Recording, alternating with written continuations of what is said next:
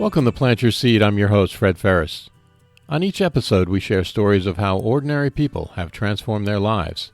Each story is compassionate, each story is authentic, and each story is a transformation. Here are the stories of the people who are changing our world by transitioning to a plant-based diet. Today on Plant Your Seed, joining us from Vancouver, Canada, we have Crystal Bonnet. Crystal is a professional raw vegan chef and founder of the raw culinary school, Crystal Dawn Culinary. She also cooks and develops recipes for raw retreats and vegan restaurants. Welcome, Crystal. Thank you. Thank you so much for having me. I really appreciate it. I'm excited to talk to you today. Thanks for being here on Plant Your Seed. I'm so interested and curious about raw vegan foods and their preparation. But first, let's start with your personal vegan journey. How and when did you transition to a plant-based diet? Yeah, so mine was very progressive, which happened my life from when I was 5 years old until my early 30s. So I didn't go vegan overnight. For me, I had made the connection when I was really young, when I was a toddler. My mom was making meatloaf and the ground beef. I don't know if it's still sold like this in stores, but remember, the ground beef would come on those white styrofoam trays. And then all the blood would like pool on the bottom from the ground meat, right? I know, gross. Oh. And so that's when I made the connection early on when I would see her using that meat to create meatloaf. And I remember standing in the kitchen and asking her, I said, I don't understand. Why are we eating this? Like, this is like an animal. This is a dead animal. I don't understand why we're eating this. And from that point on, I just could not eat red meat. It completely grossed me out.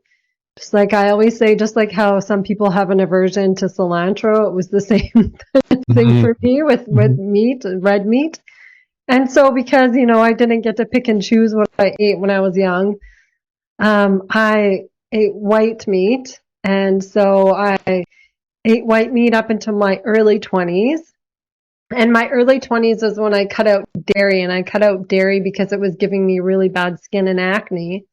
So I cut dairy out of my diet completely.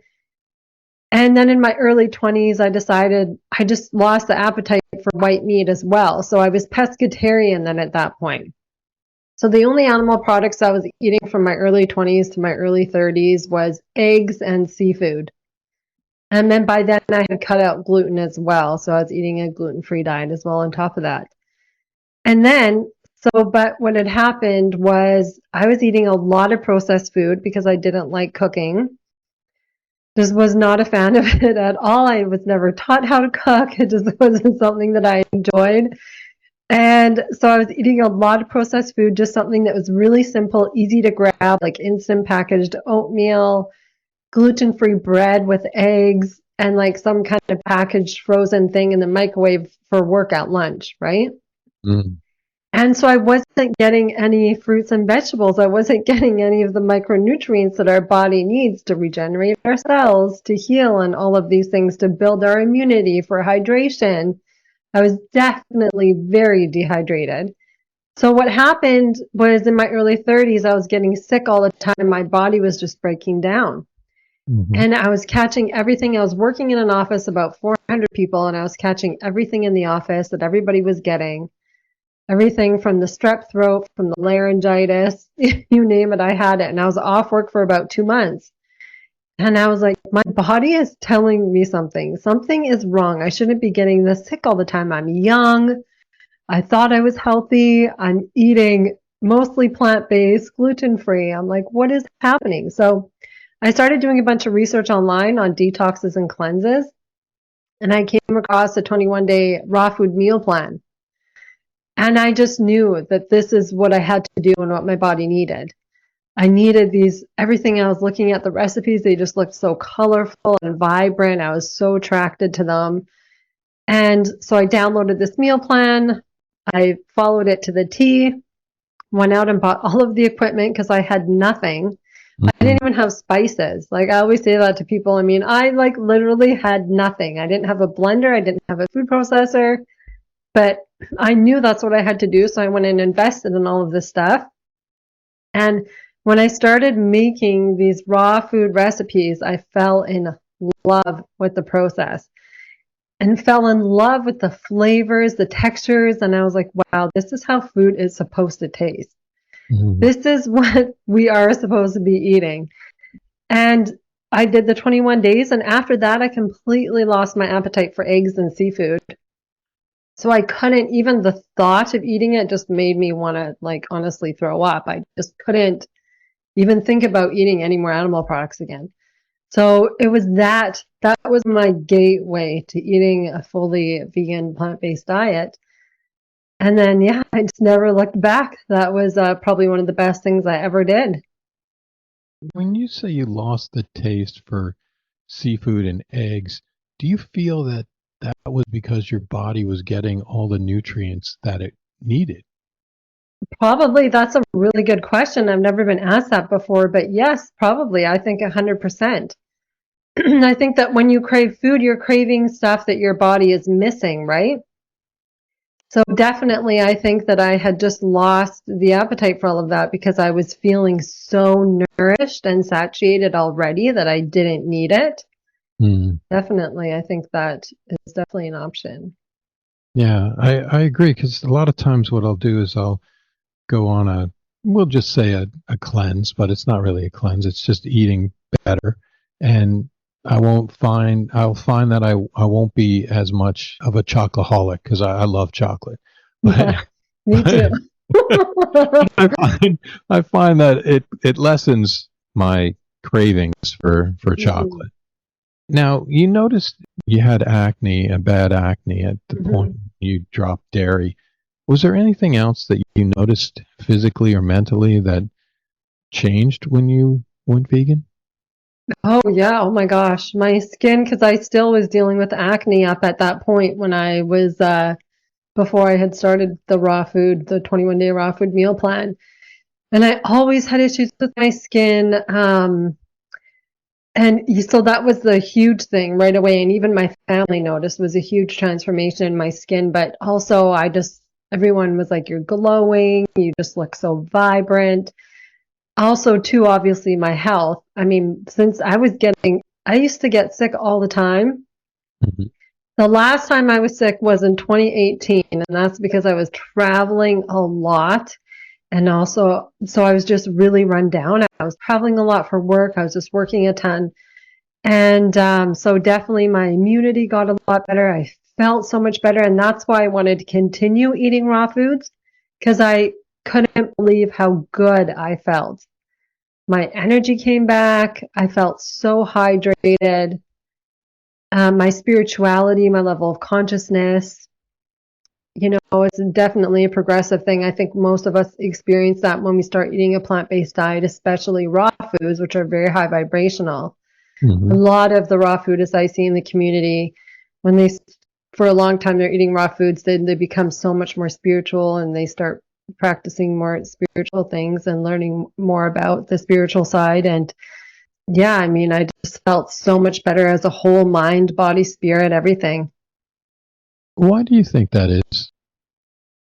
For the spirituality, you mean? Yeah, I think because we're not eating, of course, because we're not eating dead animals and we're not bringing that energy into our body. I right. mean, when I look at people eating, when I, if I'm with someone and they're eating meat and I'm looking at that plate, I mean, all I can think about is the energy that is getting transferred Mm, into that person's body. I mean, now, like everything is energy. right. And the lower vibrational foods you eat are going to put you on a lower vibrational level. I mean, this has been proven so many times. We see pictures of the vibrational frequency of living foods also that haven't been cooked, right? Mhm. Meat is like way has like no vibrational frequency whatsoever or no light at all. So I Mhm. think that that's a huge thing is we're not consuming that non-energy, dead energy. We're not putting that in our bodies, and we're allowing our bodies to not only regenerate, but we're eating more high vibrational foods, which can bring us into that higher state of consciousness. I love that. It can be a blessing though, or a curse, because the spirituality side, because once do become, for me, I became so much more sensitive. And so I'm always, trying to take courses and things that allow me to be like more grounded and deal with that sensitivity. Can you give me an example of being more sensitive? Yeah, just I think sensitive energetically as well, Mm-hmm. and empathic. You can feel all of the energies around you, especially if you're in a room with. For me, I can't handle large crowds. I mean, that's just me. I'm Mm-hmm. very sensitive energetically. I can't handle large crowds of people, like going to a concert or anything like that. It's just it's way too overwhelming. But I think too, we become more sensitive and more aware of the things going on around us and the things that are happening on the planet. Because when people stop eating plant-based, usually they're doing a lot more research, or they've done the research to get them to that point, so they know what's happening in the factory farms. They know what's happening to the animals around the planet. So you just become more sensitive because you have become more aware to it all. I think that's what happens as well. Now, if we could go back to that high vibrational foods idea Hmm. and energy, when you take energy, right, because it can't be created nor destroyed, and you have this living organism, this cow, we'll just say, for example, and it's standing on line and it's going to get killed and it sees everybody in front of it getting killed. Hmm. I mean, the amount of sheer terror and that energy that's in that cow at that time gets transferred to people because we are what we eat, right? Hmm. On a microscopic level, a biological level, we are what we eat. Everything that we eat transfers into our cells and becomes us. Yeah. That cow, when you eat it, it becomes the energy in your body. I guess my question is that how you feel? And is that the way you see it as far as high vibrational foods? Yeah, I mean, I think that's one element of it, but when also too, when I say high vibrational foods, is food that hasn't been heated to a really high temperature to make it totally dead, Mm-hmm. because all the vibration, all the energy has been cooked out. Vegetables or, Yeah, all plant foods. okay. Yeah, so that's just a whole other part of it. But I mean, yeah, they've done studies on foods that are cooked and foods that are raw that haven't been heated to a really high temperature. And you can see the energy around both foods. And the one that hasn't been really high heat processed is always has more energy. Now, did you struggle with anything when you first became plant-based? I love this question. And when I saw that on the list, I was really excited to answer this because I always say, like, everybody has some kind of superpower. There's always something that we're either really good at or something that we um, stay really true to. And for me, my superpower my entire life has always been that I've never been swayed by anyone else. Mm-hmm. I've always done what I feel intuitively is right for me. Mm-hmm.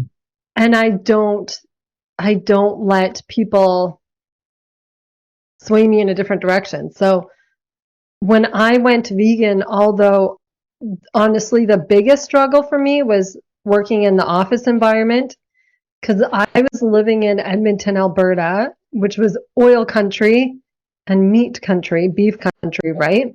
I've been there. When I went vegan, it was still a very new thing in Alberta. Mm. And I was in the office of 400, I was working in that office of 400 people, and I was the only vegan in the whole office. And Wow. the only reason why I knew that was because we would do big work events all the time where we would get catering. So I was the only one, where they would have to like find something vegan for me, or I'd get an email from the social planner being like, "Can I order from this place? Is there something vegan for you?" But I never ever expect people to take care of me. I always take care of myself. Even Right. if I'm going somewhere to an event, to a family gathering, I'll eat before, well, or I'll bring food. And so it was the same in the office. I always just said, don't worry about it. I'd rather eat my own food anyways. I'd rather Right. bring my own food. Also, too, with my family setting, it was probably, that's one area that was probably the most difficult too, because my dad, especially, he never understood why I ate the way that I ate. And to him, at one point, he thought it was a severe eating disorder because I was eating vegan and gluten free, Mm. which was which was a huge thing because I mean, even my husband would be like, "Do you know how much this woman eats? Like, just because I don't want to eat dead animals, you think that that's eating disorder?" Like, we were just always on two different planets. So it was always the thing where whenever I would fly home to Vancouver from Alberta to hang out with my family, it would be the first thing that would come up. Oh, I made reservations at this restaurant, but I don't think you can eat anything. You know, just always so negative and always had to make me feel so bad about it. Or we're going here for this family event, but I don't think there's anything you can eat. Or I don't think I invited everyone over for dinner, but I don't know how to cook vegan. And it's just so funny when people say that. I'm like, really? You don't know how to cook vegetables? Because half the things you eat are probably vegan. You're just not labeling it that. Right. So, of course, I would get upset by it, but it would never ever affect my decision of the way that I ate. I just still would eat the way that I wanted. And I could not, like I was saying before, there's just no way that I could ever go back to eating animal products. Like it would, I don't even know, it would have to be like the end of the world and I would have to be starving to death. I mean, I just couldn't because, again, like I was saying in our conversation before this, it's like having an aversion. Some people just can't have coriander, cilantro, right? Mhm. I feel the same way about animal products. Even the thought of putting it in my mouth, I will probably throw up before I could get it down my throat. Like Right. I cannot. And so for me, I think because of that too, it makes it really easy. So, how is your relationship with your parents? Oh, now so much better. Now they're so support. Oh yeah, way different. They're so supportive of everything that I do now. It just took a long time. What helped you to help them to understand? I think the mainstream part of how veganism has become, but also the success that they've seen in my business and what I've done with my business, I think has also helped as well. So I think just a combination of both of those things. If we could just change gears and move towards your professional life and your as a raw vegan chef and the founder of Crystal Dawn Culinary, how did you become a raw vegan chef? Yeah, so when I started eating the raw food, I ignited this passion that it didn't even know I had because honestly before that, when I look back now, I was pretty dead inside. I had absolutely no passions, no hobbies. I was totally lost in life.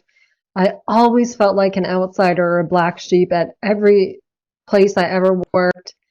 I never really felt like I fit in. And so it was when I had discovered raw food, it was just something that I was really good at and that I was so passionate about. So I started taking every course under the sun. I like learned as much as I could in the shortest amount of time. I traveled all over the world, took courses.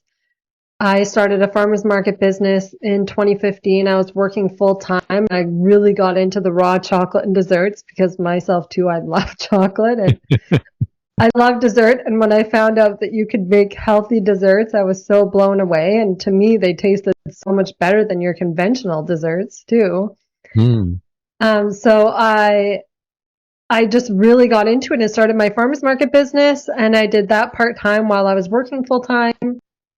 And then I went to Bali for a month to take some courses. And because Bali's like raw food heaven. I mean, holy moly. You want to do a detox or a cleanse, just go to Bali because in Ubud, there's like a juice bar on every corner, like raw food restaurant. You can eat so healthy there. And I went and I toured the chocolate farms. I took a bunch of raw food courses. And I came back and I was like, what am I doing with my life? So I Mm. went back to work and I was so unhappy. So I got into the markets full time and I just quit my job. Just took that huge risk. I mean, I had no money. I was in major debt, but I knew I was like, I'm gonna like my soul. Every time I come to work, a little piece of my soul dies. And I'm like, I can't live like this. So I quit my job and I did the farmers markets full time, which got me by, like just to pay my bills. And then everyone wanted to learn stuff from me. It just kind of naturally happened. It wasn't something that I forced. I had so many requests for people to teach them. I started a food blog because I had already started a food blog back in 2015. Mm-hmm. And so I was doing that for a couple of years, but I would have people emailing me saying, can you come and like teach me raw food? So I ended up traveling and doing a lot of teaching. I also did a lot of work for free just to get my name out there and get the experience. I created and taught a raw chef certification in Bali. Mm-hmm. Went and interned with a raw chef school in the States, and then worked for them for about a year. And so just all of that experience combined which allowed me to get the confidence and have that experience to be like, okay, I want to do something on my own now. It's time for me to, I need to make a living for myself. I want to do what I love. So that's when I started Crystal Dawn Culinary, my online business. And the very first course that I ever did was the raw dessert course because I was already super well versed and passionate about desserts at that time. Now, in your cookbook, The Art of Raw Desserts, Yeah. you really like desserts. Yeah. 50 standout recipes for plant-based cakes, pastries, pies, cookies, and more. What is your favorite recipe to make, Oh my gosh. and what about that recipe makes it special to you? Everybody asks me, this is one of the most common questions I get is, what is your favorite food or what is your favorite recipe? And honestly, as I am a foodie, I am such a foodie that of course I don't have one favorite. It's Mm-hmm. really how I'm feeling at that time. And what my students always, this is like the running joke with my students because I'm constantly coming up with new recipes and I'll say, oh no, this is the best recipe I've ever made. So they know, they're like, oh, she's going to say it. She's going to say it with this recipe. Wait for it. Yeah. So, I mean, honestly, I don't have a favorite. It's really how I'm feeling at that time and what I want to make or what I want to eat. Yeah, so it's so hard. Sometimes I'll say, well, the brownies are my favorite, or no, the Hawaiian Sunshine bars are my favorite. I mean, it really all depends. Okay, so what was the most challenging recipe to create? In the cookbook, Yeah, or, well, any one that you have. that's a good question. What was the most challenging recipe to make? Actually, my nut-free recipe probably. I have a nut-free raw cake course. And I started creating nut-free raw cakes for a challenge because I felt like I needed a challenge and I wanted to learn more. And so I had to really figure out a way, having the background and the knowledge of all of these raw ingredients, how can I combine them in a way where you can still have the same texture and same creamy base that you would get with nuts. With nuts. So creating the raw cakes was probably my biggest challenge. And then definitely the most challenging recipes are the ones that I have to test like 4 or 5 times before I get it absolutely perfect. Because there's some recipes I'll make once and I'm like, nope, it's perfect. Nothing else needs to be done. But then, of course, there's sometimes when I'm like, oh, something's not right. I need to change this, or I'm going to try it with this instead. I know not one. I know you were probably looking for one, but Oh, I'm just curious. yeah. What are some of the advantages of consuming raw vegan desserts as opposed to regular vegan desserts? Yeah, so the biggest advantage is that we can enjoy our classic favorites without having to consume refined sugar, flour, dairy, butter, all of Mm, these things that are usually in desserts. So for me, right then and there, that's the biggest bonus. Number two is the nutrition content. You don't have to eat as much. If I eat something baked that's vegan and gluten free, like a while ago, a couple of months ago, we went to this vegan bakery, and every time I travel, if there's something that I can eat, like I really want to try it because I'm a foodie. Like I love to try different things everywhere and see what everyone else is doing. sure. And there was this vegan and gluten-free bakery. I'm like, vegan gluten-free bakery. I have to get something. It's all baked, it's not raw, right? So I got three desserts and I'm like, oh, I'm just going to try a bit of each one. Literally 5 minutes later, they're all gone. I'm like, I just ate a whole donut and a Nima bar and some like chocolate dessert all in one sitting. You can never do that with raw desserts because raw desserts are so packed with nutrition that they're more satiating. Mm, So you really only need a small amount. In my cakes, I make 4-inch cakes or 4-inch tarts. I make everything really small because you don't need a lot. Like mm. a couple slices of that, and you're like, okay, I'm good. I'm good now. I feel like nutritious. I feel satiated. Where you definitely don't get that with baked sweets. What are some of the challenges that people face when transitioning to a raw vegan diet? Oh my gosh, so many challenges. I think the number one challenge that I hear from most people is that they don't have time. It's too time consuming, which blows my mind every time I hear this because cooking to me is way more time consuming. Mm, If you do the prep and you have your ingredients prepped, you can throw together a raw meal in 5 minutes. Because when you're cooking, you usually have to like stand over and like watch it cooking or like wait for it to cook or like pay so much more attention to it. For instance, if I'm dehydrating, and actually this reminds me of a really huge point that I want to make. I just want to say this really quickly because I was taking a cooking course here in Vancouver last summer, and it was mm, a vegan cooking course, and I signed up for this 2-week plant-based intensive. It was a full-time cooking course. And I wanted to do it to just get more experience in the kitchen, but also get some inspiration. And I lasted 1 week because I just did not like cooking at all. And the huge light bulb for me was when we were having to stand over the stove and make caramelized onions. I don't know if you've ever made caramelized onions. It takes forever. It took like literally it takes 45 minutes. You have to, and you can't just leave them. They'll burn. So you have water. You're standing over watching the onions in the pan. You're having to stir them. Then you got to deglaze like every 5 minutes with the water. And I was like, this is ridiculous. I'm like, people think that cooking is more time consuming than raw. My caramelized onions that I make raw is 3 ingredients. I mix in a bowl, put them on a train, they dehydrate it for 3 hours. I walk away and do other stuff for 3 hours. Come back, they're done. Like mm. I don't have to stand over a stove for 45 minutes. So that was the huge light bulb for me. And it was funny when we were making that, I was like, I don't want to do this. I don't want to come back. I don't want to do the cooking. I can't handle another week of this. If you have all of your ingredients prepped, for instance, wraps are one of my favorite things to make. Mhm. I have everything ready for my wraps for a few days. I'll have all of my veggies washed and prepped. So now lunchtime comes along. I just got to get out my wrap. I get all my veggies.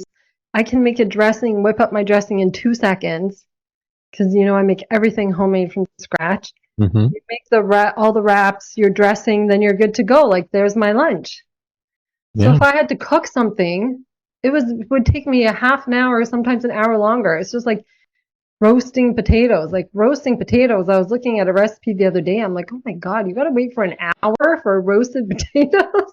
Like, I'm gonna wait an hour. Like, no, thank you. It seems like so much work. So no, I mean, and you can whip up a smoothie in 2 minutes, right? I Right? mean, there's Right. your raw breakfast right there. A smoothie is not time consuming at all. So yeah, I think for me, raw is so much easier. So just take us through like just a quick, like, what did you have to eat today? Oh, well, it's just noon here. So today I had juice. So I try to juice every single morning, a cold Hmm. pressed juice from my juicer. To me, juice is just life. It's so hydrating. I mean, some people crave a burger and fries, and I crave green juice. Like, I can't wait to get home to have juice. So I Now, have juice in the morning and then usually a smoothie. with the juice, do you feel that you have to have the fiber, or just because I've heard that there's the juice doesn't have the fiber, so then you Yeah. know is that an issue? No, because you have to separate it. This is what I always tell people. You should be getting enough fiber throughout your day for eating plants, right? Hmm. Juice is completely separate from everything else because juice is like a vitamin shot to our body. It's just packed full. It's the most amount of micronutrients that you can get in a glass of everything, right? So this is why I tell people when they think about that or they think that it's a waste because you're not eating the pulp or whatever, you really have to separate it out and just think of it as its own entity. Like it's not, don't even like put it in the same category as a smoothie because it's not. You'll never get the amount of ingredients in one smoothie as you will get in one juice, meaning you get way more nutrients in one juice. Mm-hmm. Yeah, so then I always start my morning off with a juice usually, and then I'll have a smoothie like a couple hours later. Mm-hmm. So my smoothie changes every day. Sometimes I'll get into the habit of having a green smoothie every day, or sometimes I'll have like a berry and just fruit smoothie. I like to really switch up my ingredients and add as much variety as I can. Mm-hmm. And then for my meals, it all depends. So like the last few days, I had a raw taco salad. So I had like all of the ingredients prepped, my dressing, my walnut taco meat, my guacamole, salsa, everything already prepped for the next few days so that when lunchtime comes, I just have to chop up my lettuce, put everything in a bowl and mix it all up, and then I'm good to go. Today, I'm probably going to have some kind of zucchini pasta because it's going to be a eat whatever I have left in my fridge day before I go grocery shopping. So I'll make like a zucchini pasta, and then I always have some kind of snack because I'm such a snacker. So I always have dehydrated foods on hand, so like breads and crackers, or I'll make like raw cookies. Right now I have a big batch of these apricot raw cookies, Mm. and I'll have those as a snack or a snack on fruit. And it really depends on the day. I mean, some days I eat more, some days I eat less, some days I'll put some steamed potatoes in my salad. Like it really just depends how I'm feeling and how hungry I am. Mm. Interesting. Now, how long does it take for you to prep stuff so that you can just throw stuff together? Well, for me, because I've been doing it for so long, it doesn't take me that long. Mm. But for someone new, like I would say probably an hour if I'm Okay. gonna prep all my stuff for the next few days. What I do, and a really good tip for everybody, is when I go grocery shopping, as soon as I come home, I wash my herbs and my lettuce.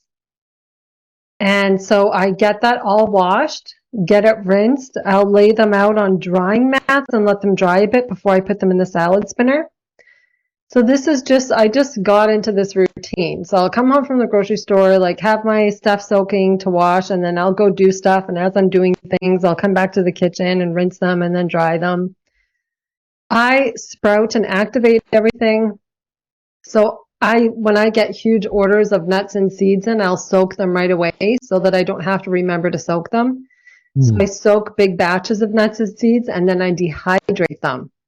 Mm. So then I don't have to remember to soak my almonds for 8 hours to make almond milk. My almonds already activated. I can just throw them dry into the blender with my water and make my almond milk for my smoothies the next few days or whatever I'm making because I will only use activated nuts and seeds in my recipes. Yeah, so that's a really good tip as well. And then if I'm making, my components for a dish, because like I said, I can do it really quick because I have so much experience and I can chop everything really fast. I can make everything in about an hour. Hmm. But people who are just starting out, and I always tell everyone that, of course, anything new is going to feel really overwhelming and take longer, but just not with food. It's like with everything in your life. So people just have to remember that the more practice they get and the more they do it, then the easier it's going to become and the quicker it's going to take. So they just need to stick with it. How challenging is it to be raw food, vegan, and gluten free? That seems to me like it'd be very challenging. I know, right? But there's even like more levels to that. There's people who eat that and then don't eat oil and salt or like no sugars or sweeteners at all. To Mm. me, that is very restrictive. So for me, I think nowadays it's so much easier because, I mean, the amount of gluten-free and vegan foods that are available, I mean, it's insane. Like, if I didn't want to make all my food at home, I don't have to. Hmm. I could get delivery or I could just go to the store and pick up something. Where back in the day when I first went vegan, I mean, there was not one place that I could eat at in Edmonton, Alberta. I had no choice but to make all my own food at home. I think nowadays it's definitely not challenging. What is it about raw foods that makes you so passionate? I think the art of it, because it's so creative, Mm. where cooking to me, this is not fun. It's like, I just feel like it's not challenging. It's not fun. I don't want to stand over a hot stove or deal with a hot oven. Baking all in itself is a whole other ballgame. That's like a science and something that I don't even want to dabble into. But raw foods for me, I think just the combination of the creativity, how vibrant the foods look, and how they make you feel is really what all combined together is what made me fall in love with them. Also, too, you can make your food look so much prettier with raw food. I think so. So, I mean, I really do love the creative aspect of it. Sounds like you really enjoy creating new combinations and recipes. Hmm. Yeah. Well, I'm a creator. I love create. I'm a creative. I love creating new recipes. So when I have time, it's funny, I'll go into a big creative mode sometimes and just bust out a bunch of brand new recipes, and then the majority of my work will be all computer work, so then I won't have as much kitchen time. But yeah, I love creating new recipes. Also, too, like some people said to me, "You're like a scientist in the kitchen," which I am, especially with dehydrating, because I love the dehydrator because the different kinds of foods that you can make that are dehydrated, I mean, it's absolutely amazing what you can do with that appliance. I mean, I make donuts, cakes, cookies, wraps, breads. I mean, you can make everything. I'm not missing out on anything. Let's just put it that way. I've read that you believe with knowledge anything is possible and that this inspires you and guides you to create. What about that saying resonates with you? Yeah, I think that the main thing that that phrase resonates with me is that also too is that I love to share. I love to share everything that I know. And this is why I created my online school. Because if I have this knowledge, then I know that I can successfully eat a healthy diet. I can successfully eat a plant-based diet, high raw diet. It's going to make me feel better. But then also passing along that knowledge to other people, they're going to be able to have a better life. They're going to be able to eat better, which makes them live better and make healthier choices and just have better health overall. What is one thing that's really exciting for you right now in your life or with your business? Yeah, so I think the most exciting thing for me in my business right now is all the changes. It's definitely a season of I'm in like a transition phase right now because one way that I was running my business is not working anymore. Mm-hmm. So I'm transitioning over to something a little bit new. I'm changing some things. So I think that is the most exciting. And some of the relationships too that I have been making in the raw food community recently really excites me because I feel like I've been in a bubble for so long and just working at home and my head down, and I haven't really been getting out into the community as much, but I'm definitely doing that a lot more this year. And so that's really exciting as well. Now, you mentioned that you didn't have any money. So what was it that gave you the courage to start your project? Yeah, I love this question. So I had a really good support system around me, and my stepmom was one of those people who always encouraged me and who said, you could do anything, that, you can do this. Also, to one of the books, and I always recommend this book to everybody. It was the book, the Jen Sincero book, You're a Badass at Making Money. Mm. After I read that book, that's when the light bulb went off, and I was like, wait a minute, I really can do this. Like, I'm going to do this. I'm going to take the risk and take the plunge and take on this challenge because this is what I want. That book really was a huge turning point for me and just really gave me the confidence to do that. I think too at that time, my level of spirituality and all the spiritual growth that I was doing was giving me a lot more confidence. I was listening to a lot of spiritual podcasts and all of these business gurus, and all of that combined together just really helped me. What is the most rewarding part of what you do? Oh my gosh. When I get messages and people are like, "Oh my gosh, you've changed my life," and I can't thank you, just getting these positive messages from the students. I mean, this is why I'm doing what I do. And people just even making my recipes, that's probably, one of the most rewarding things ever. It never gets old. Like, even after 5 years of doing this, when people post their remake of the recipe online and they message me and they want to show me what they've done, I mean, to me, that just like makes my entire day. Still, even after 5 years.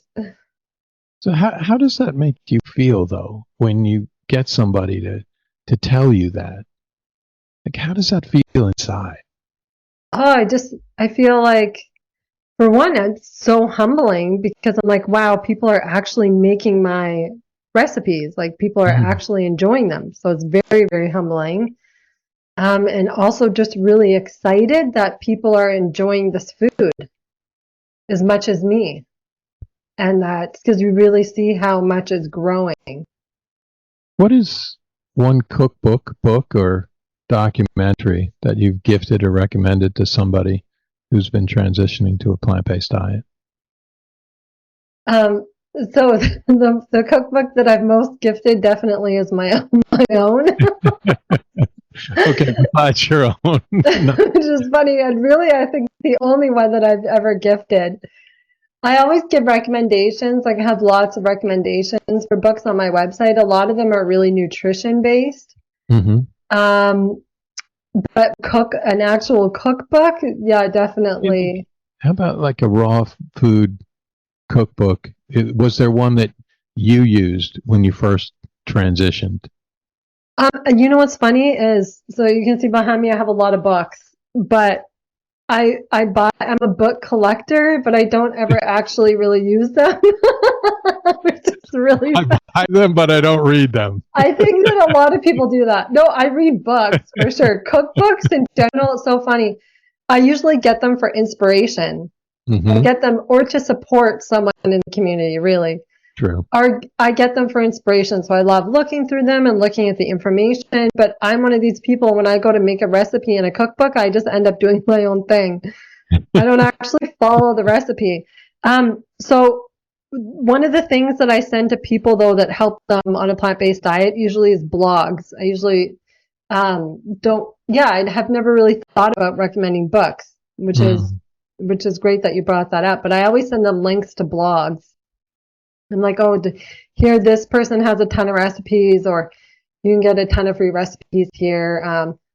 So it's usually like vegan blogs because people are usually asking for, my family, like what are more plant-based recipes that I can incorporate that are easy, especially my sister has a son. So she's like, what can I feed my son and I? So I'll send her links to like Minimalist Baker, or like some chefs that I know in the plant-based industry. One is Chef Cynthia Louise. She has a ton of free recipes on her YouTube channel. Has a lot of really good cookbooks as well. I have her cookbooks. Yeah, so I mostly send people to blogs and websites. Now, finally, can you give me one word to describe how you felt before you were vegan, and one word to describe how you feel now that you are vegan? Oh yeah, that's really easy. So before, dead, and after, alive.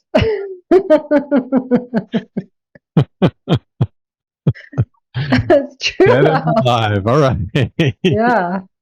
Because I had found my passion. So I found, I felt like I was actually doing something in the world. Before I just was existing. I was just existing before. Now I'm living. I love that. Such a pleasure speaking with you. Thank you so much for taking the time. What is the best way for people to support you and follow you on the web or social media in general? Yeah, so all of my website and all my social media handles are all Crystal Dawn Culinary, and that's DAWN. And the best way to support me would just to be to get in my community, see what's going on. Obviously, purchasing my cookbook, The Art of Raw Desserts, and I also have some online classes as well.